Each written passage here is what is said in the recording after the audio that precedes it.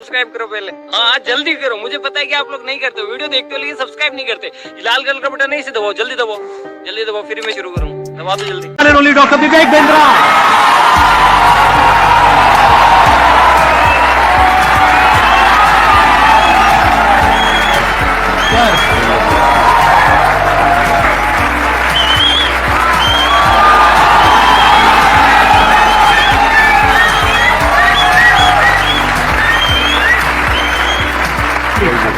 Thank you. Privilege and honor to be with the legend himself, अरे sir. Sandeep Maheshwari.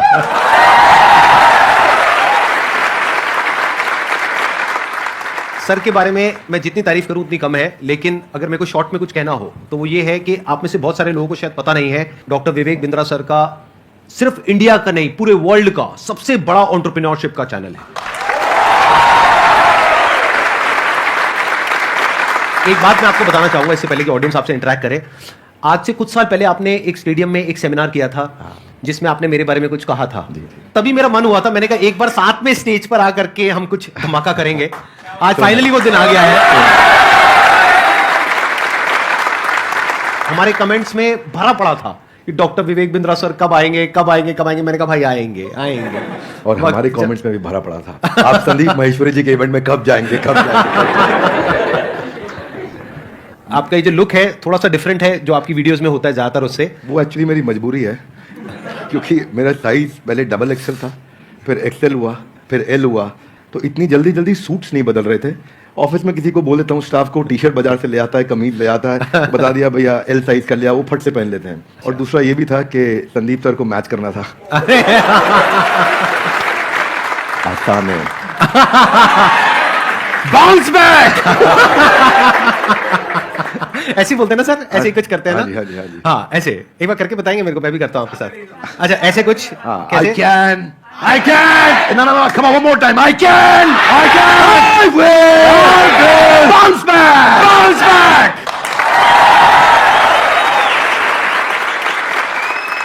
Entrepreneurship की इनको बहुत अच्छी नॉलेज है। तो अगर आज का टॉपिक हम एंटरप्रेन्योरशिप रखें तो कैसा लग रहा है आइडिया? कितने एग्री करते हैं इस टॉपिक से? सर आप क्या कहते हैं? अरे वाह बहुत बढ़िया होगा। मेरे को यही था कि सर एग्री कर जाएं, बस फिर बढ़िया हो जाएगा काम। तो एंटरप्रेन्योरशिप आज का हमारा टॉपिक है। जो भी आप क्वेश्चंस पूछने वाले हैं वो एंटरप्रेन्योरशिप से रिलेटेड होंगे, बिजनेस से रिलेटेड होंगे, चाहे आप कोई बिजनेस करने वाले हैं चाहे कर रहे हैं। और उसमें बीच बीच में थोड़ा बहुत मैं भी ऐड कर सकता हूं अपने एक्सपीरियंस के बेस पे। मैं आगे चलने से पहले एक बात हाँ जी प्लीज प्लीज। आपके बारे में हो सके तो इसको रिकॉर्डिंग में डालिएगा भी, क्योंकि ये संदीप जी की एक तकलीफ है जिसको मैं समझता हूँ, जिसको सब नहीं समझते। ज्यादातर लोग क्या सोचते हैं कि संदीप सर फ्री सेशन करते हैं, मालूम है आपको? और ये सच्चाई है, और ये इतना मालूम है सबको। कुछ लोग ये भी समझते हैं कि वो YouTube पे ऐड नहीं लगाते, यस और नो? पर एक्चुअली ना ये सच्चाई नहीं है। केवल संदीप जी का अपना बिजनेस भी बहुत हैम्पर होता है। इनकम जो जनरेट हो सकती थी, पोटेंशियल इनकम जो जनरेट हो सकती थी इनके अपने बिजनेस से, वो उसके ऊपर कितना बड़ा इंपैक्ट है कि इनकी इतनी बड़ी मजबूरी हो गई है कि अपने बिजनेस की कहीं बात ही नहीं कर पा रहे। आई will respect you for not doing ads, for doing free programs, for helping so many people. But all the more, जब मैं एक entrepreneur की तरह देखता हूं और आप आज अपने बिजनेस की बात कर ही नहीं पा रहे, जो कि करनी चाहिए आपको, जो कि आप वैल्यूएबल प्रोडक्ट बना रहे हैं, वो आपका बिजनेस है, ये आपका एक सेवा है, सोशली रिस्पॉन्सिबल इनिशिएटिव है। So for that I respect you a lot. Thank you so much sir, thank you so much. मेरे लिए यह है कि मैंने अपने पैशन को, प्रोफेशन को अलग अलग रखा हुआ है अपने माइंड में। मैं इसको इस तरीके से देखता हूं कि मैं सर्विस कर रहा हूं। I am serving the country, I am serving the nation, I am serving all of you. अब बताइए आप में से कौन है जो ये क्वेश्चंस पूछना चाहते हैं एंटरप्रेन्योरशिप से रिलेटेड? 2014 से मैंने जर्नी स्टार्ट किया था और आप दोनों से ही मैंने लीडरशिप और टीम बिल्डिंग सीखा और एंटरप्रेन्योरशिप सीखा।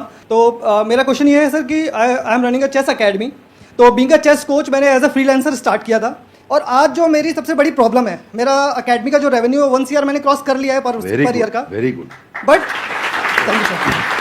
प्रॉब्लम ये आ रही है कि मैं उसको 5 CR या 10 CR नहीं ले जा पा रहा हूँ, क्योंकि हर 2 साल में जो मैं टीम बिल्ड करता हूँ 8-10 लोगों की या 20-25 लोगों की भी टीम मेरी 2019 में थी, वो मुझे छोड़ देते हैं।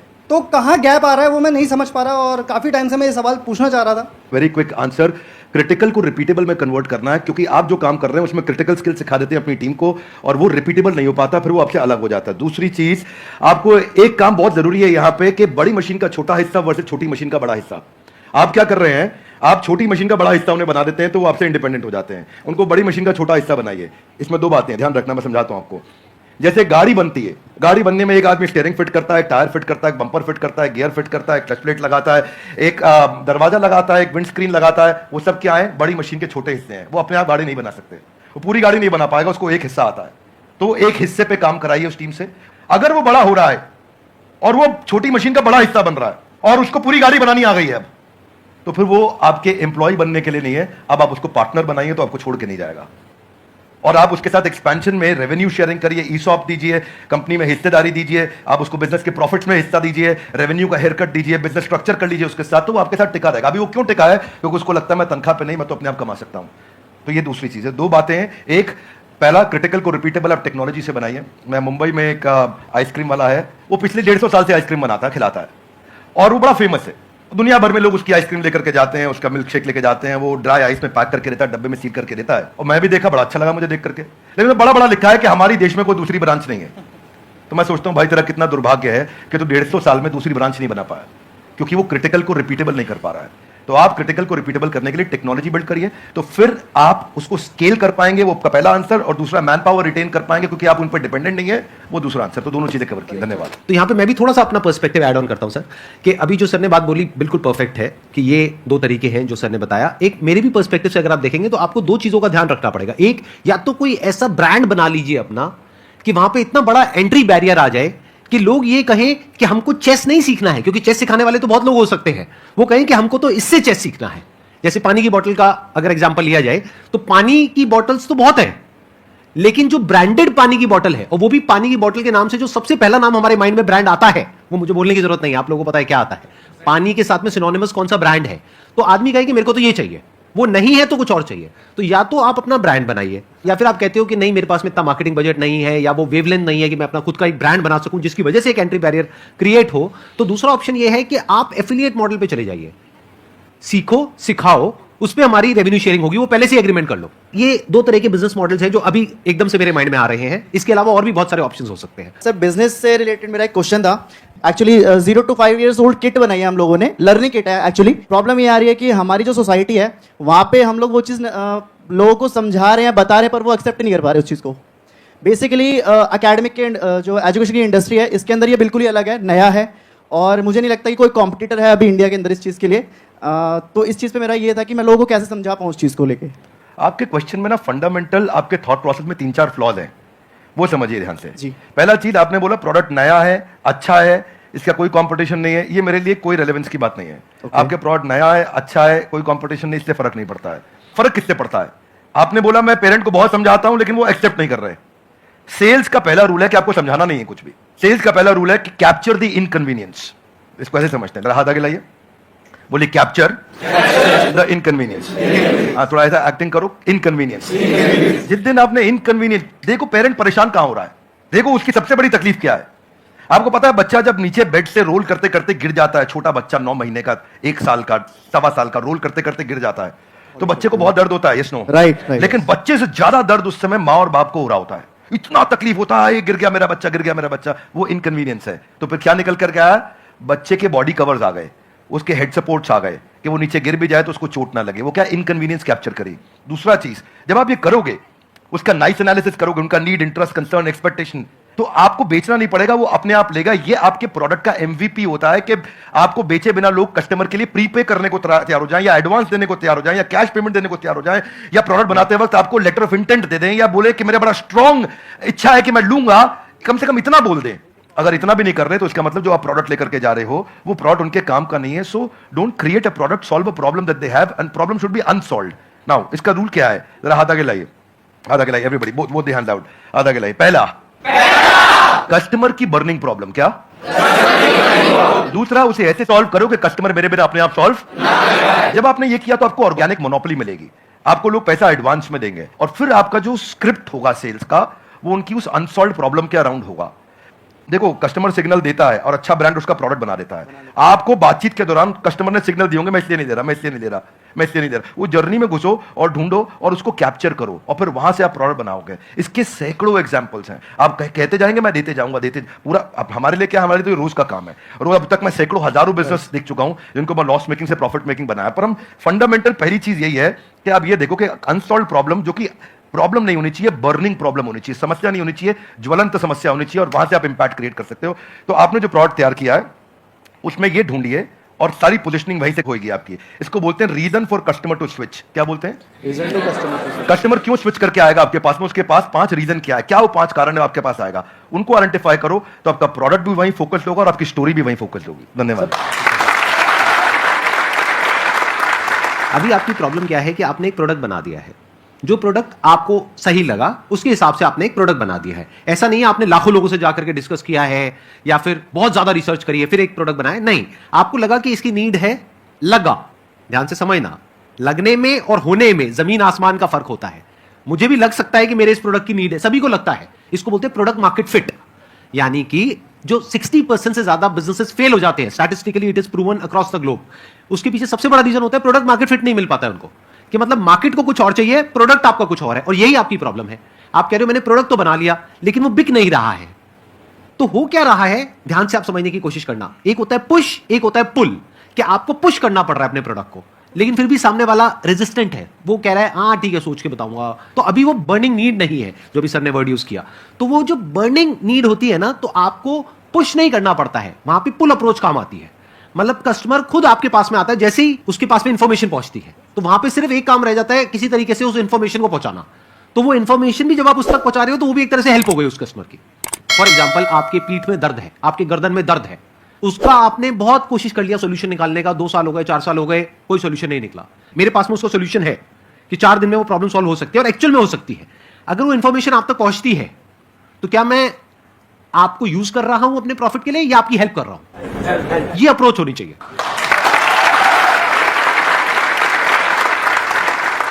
सर मेरा एक छोटा सा क्वेश्चन है आपसे कि जैसे बिज़नेस में मुझे बहुत इंटरेस्ट है, एंटरप्रेन्योर में बनना चाहती हूँ, लेकिन मेरी लाइफ में एक छोटा सा ट्विस्ट ये है कि अभी जस्ट लास्ट ईयर मेरी मैरिज हुई, अभी बेबी भी है 7 मंथ्स का, बट मेरा जो इंटरेस्ट है उसकी वजह से, और मैं मतलब अपना बेबी और मैरिज समथिंग मैं उसको मैनेज नहीं कर पा रही हूँ। तो मैं पूछना चाहती हूँ कि एक वुमेन एंटरप्रेन्योर का क्या माइंडसेट होना चाहिए? ये बड़ा इंपॉर्टेंट चीज है कि आप डिसीजन लीजिए और उसमें देखिए कि जो आपको आता है, जो आपको भाता है, जो बाजार चाहता है, जब इनका कॉम्बिनेशन बन जाता है तो इतना पैसा आता है कि संभाला नहीं जाता है। क्या बात है। ये देखिए क्या आपको क्या आता है, स्किल सेट, क्या भाता है, माइंडसेट आपका, मैं क्या मेरे को अच्छा लगता है, ये अच्छा लगता है, और फिर क्या बाजार चाहता है, जो पीछे वाले भाई साहब को हम बता रहे थे कि बाजार क्या चाहता है। जब इन तीनों का कॉम्बिनेशन बन जाता है तो पैसा आता है। सर आज आप दोनों को एक साथ देखकर बहुत खुशी हो रही है। मुझे भी हो रही है बहुत खुशी है। मुझे भी हो रही है। सर बिजनेस को ग्रो करने के लिए कुछ प्लेटफॉर्म्स सजेस्ट आप करना चाहें जिससे मैं वहां पे बता सकूं कि हाँ मेरा ये बिजनेस है। आप बात कर रहे हैं कि मैं माल को बेचूं कैसे? जी जी। तो देखिए उसका आंसर संदीप सर ने थोड़ी देर पहले समझा दिया है। पहले आपको ये सोचना है कि मैं माल को बनाऊं कैसे। सर के आंसर को मैं एक्सटेंड कर रहा हूं, प्रोडक्ट मार्केट फिट ठीक करो। बेचने के लिए फेसबुक भी है, यूट्यूब भी है, कंटेंट मार्केटिंग करो, बढ़िया कंटेंट बनाना सीखो, कंटेंट की बातचीत करो। अभी सर के प्लेटफॉर्म पे जेंटलमैन आए थे, एमबीए चाय वाला, वो क्या बढ़िया कंटेंट प्रेन्योर है, ऐसा बोलते हैं फट फट इतना स्पीड से बोलते हैं, आकर के उनकी कंटेंट को लोग सुनते हैं। अब प्रश्न आपका ये था कि मैं कहां पे जाके प्रमोट करूं। आप सब प्रमोट करने के लिए जहां पे जनता है वहां पहुंच जाइए। सोशल मीडिया के जिस चैनल पे आपकी ऑडियंस है वहां चले जाइए। सब जगह पे नहीं जाते हैं, किसी को ट्विटर पे काम आएगा, किसी को फेसबुक पे और किसी को यूट्यूब पे। आप ढूंढ लीजिए कहां है और फिर वहां जाकर के 5 चीजों का ध्यान दीजिए। जो कंटेंट डालेंगे वो अनयूजुअल यूजफुल इंफॉर्मेशन होगी तो लोग शेयर करेंगे, आपको वायरलिटी मिलेगी। दूसरा चीज, क्या आप उसमें अनएक्सपेक्टेड डिलाइटफुल सरप्राइज दे सकते हो कि सामने वाला देखे और बोले अरे वाह। जरा जोर से बोलिए, ऐसे नहीं, थोड़ी आंखें बड़ी करो, मुंह खोलो, हैरान हो जाओ। अगर कस्टमर ने बोला अरे वाह तो आपका कंटेंट शेयर होएगा। क्या होएगा? अगर आपका कंटेंट शेयर हुआ तो लोग आपके प्रोडक्ट के बारे में पता चलेगा, आपके पास आएंगे। तीसरी चीज, ऐसा जरूर ध्यान रखना कि शेयर करने में उसकी इज्जत बढ़ती हो। चौथा पॉइंट बड़ा इंपॉर्टेंट है कि जो करंट इस समय टॉपिक्स चल रहे हैं, कुछ इस समय नेशनल सेलिब्रेशन चल रहा है जहां पे सब लोग जुड़े हैं, जो कि कम्युनिटी के साथ जुड़ा हुआ है, उसके बारे में अगर आप कंटेंट डालेंगे तो शेयरेबिलिटी बढ़ती है।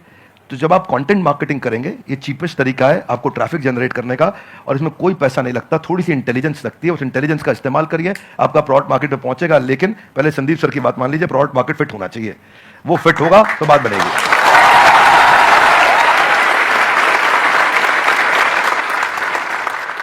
सर पहले तो आप दोनों ही मेरे गुरु हो सर, और थैंक यू सो मच। मतलब मैं आज बहुत ही लकी फील कर रहा हूँ।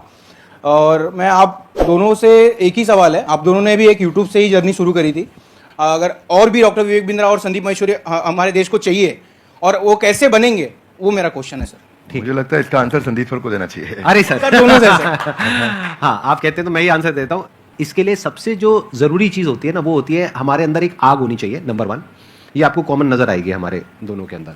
अगर कोई इंसान हमको देख करके इंस्पायर होकर के कुछ कर रहा है तब तो ठीक है, बट हमको देख करके बस एक्साइटेड हो रहा है और कह रहा है कि मैं करूंगा, तो there is a strong possibility वो कुछ दिन में छोड़ देगा। क्योंकि बहुत अप्स एंड डाउन आते हैं।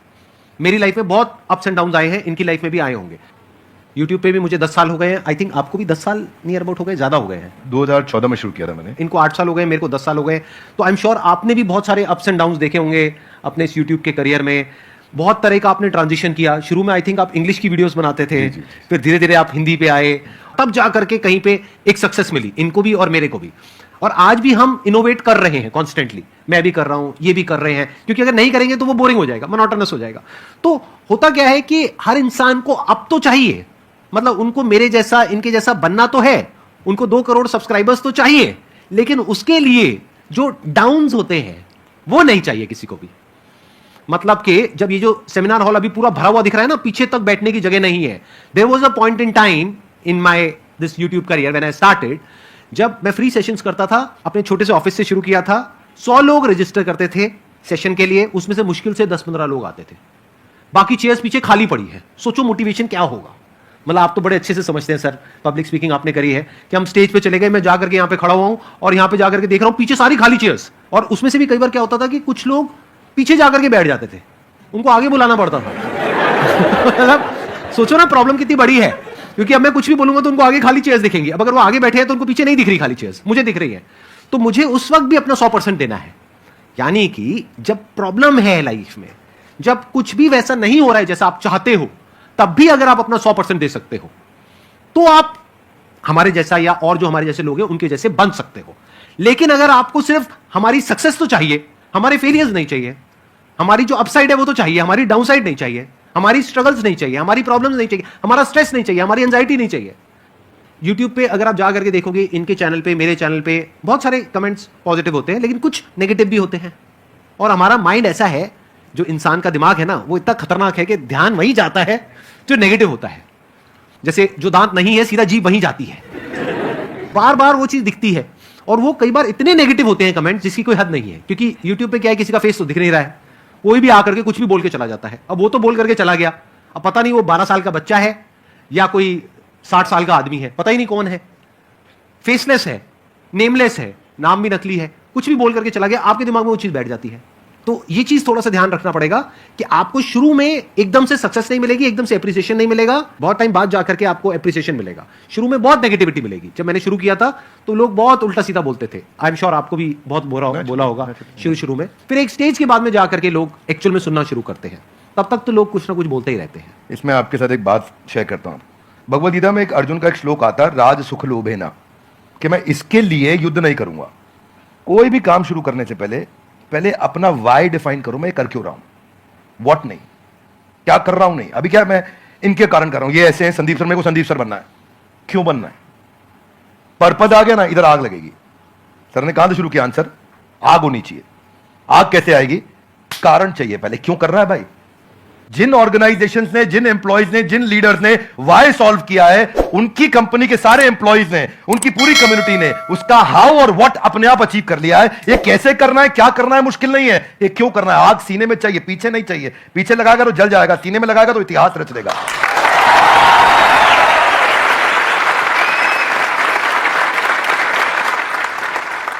Only substantiating to what he said कि आग होनी चाहिए, वो कारण चाहिए।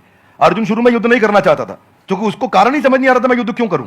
उसको लगा कि यार मैं राज सुख के चक्कर में करने लग रहा हूं तो, और वो ईमानदार आदमी था, पहले ईमानदारी बाद में दुकानदारी। तो वो उसने कहा कि भाई ये तो मैं करूंगा ही नहीं, ये तो गड़बड़ हो गया। फिर कृष्ण ने बाद में चर्चा करी, राज सुख लोभेना नहीं है, there are principles why we are doing it and what we are doing. तो कृष्ण ने भगवत गीता में पूरा वाई क्लियर किया, पर्पस क्लियर किया। जिस दिन कारण समझ में आ गया ना, उसके बाद वो आग लगाएगा, फिर भागेगा। पर उसके बाद सर्कमस्टेंशियल नहीं होगा, सब्सटेंशियल होगा। सर्कमस्टेंशियल कौन है? जब अच्छा कमेंट आया, अरे अरे मजा आया, जब बुरा कमेंट आया, अरे ये क्या हो गया, ये सर्कमस्टेंशियल है। सब्सटेंशियल है, आजू बाजू कुछ भी हो, परिस्थिति कुछ भी हो, मनस्थिति नहीं बदलेगी अपनी, अपन वैसे के वैसे रहेंगे, वही स्पीड रहेगी, वही बना रहेगा, वो चलता रहेगा। क्यों चल रहा है वो आप समझना है, आपको सेल्फ स्टार्ट बनना है कि पुश स्टार्ट बनना है? सेल्फ स्टार्ट बनना है। सेल्फ स्टार्ट कैसे बनेंगे? ऐसे ही बनेंगे जब आदमी अंदर उसके सेल्फ में जो जहां से आंसर शुरू किया है वो फायर है। वो फायर बड़ा इंपॉर्टेंट है। इसीलिए यूट्यूबर क्यों बनना है ये बता पहले, क्यों बनना है? बहुत बार पूछना पड़ेगा मैं क्यों कर रहा हूं, मैं क्यों कर रहा हूं, मेरा पर्पस क्या है, क्यों बनना है, वो कर दो तो फिर अब आगे इसके बाद। एक्सीलेंट पॉइंट, बहुत बढ़िया जी। Thank you so much for coming, thank you so much for taking out time, it means a lot to me and to everybody here. जो लोग वीडियो में देख रहे हैं उनको तो आई एम श्योर मजा ही आ जाएगा, and I am very happy, I am sure you are also very happy. Thank you so much sir. Thank you sir, I am happy too. Thank you so much, बहुत बहुत धन्यवाद। Thank you so much ji, thank